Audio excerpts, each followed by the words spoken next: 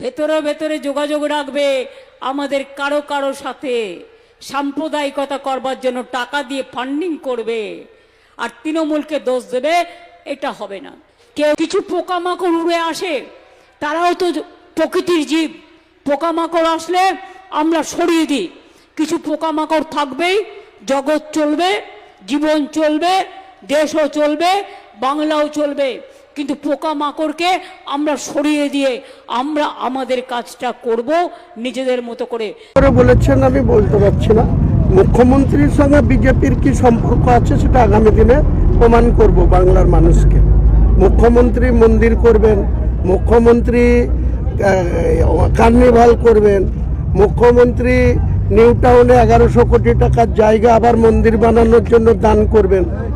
তো উনি কার সম্পত্তি দান করছেন? 500 কোটি টাকা 1700 কোটি টাকা খরচ করে 34 বছরের বামফ্রন্ট সরকার ছিল, জ্যোতিবাবু মুখ্যমন্ত্রী ছিল, ওনার যে 14 বছর হয়েছে, 15 বছর হবে।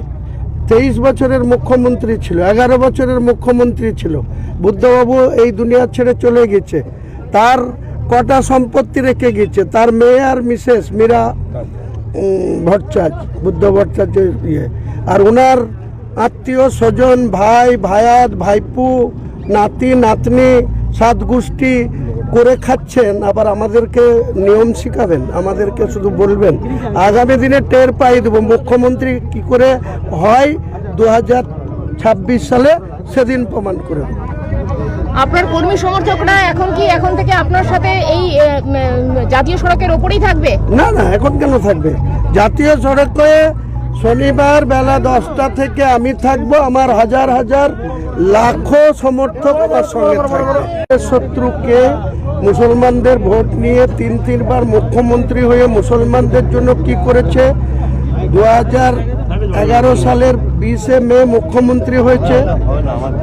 রেজিনগরে 183 একর জায়গা পড়ে আছে, 183 একর শিল্প তালুকের জায়গা নিয়ে এখানকার এক তৃণমূলের মাতব্বর সেখান থেকে কেসে ঘাস কেটে কেটে বিক্রি করছে প্রতি বছর 15 লাখ টাকা করে। সেই টাকা কোথায় যায়? রেজিনগরের উন্নয়ন হয় না কেন? রেজিনগরের এমএলএ যে আছে তাকে জবাবদিহি করতে হবে। আগামী দিনে রেজিনগর বিধানসভায় আমি লড়াই করব, ভরতপুরেও লড়াই করব, 2টো বিধানসভায় আমি লড়ব। আর আমার যে নতুন পার্টি, গোটা পশ্চিম বাংলায় মুখ্যমন্ত্রীকে এক্স মুখ্যমন্ত্রী করার জন্য আমি 135টা আসনে লড়াই করব।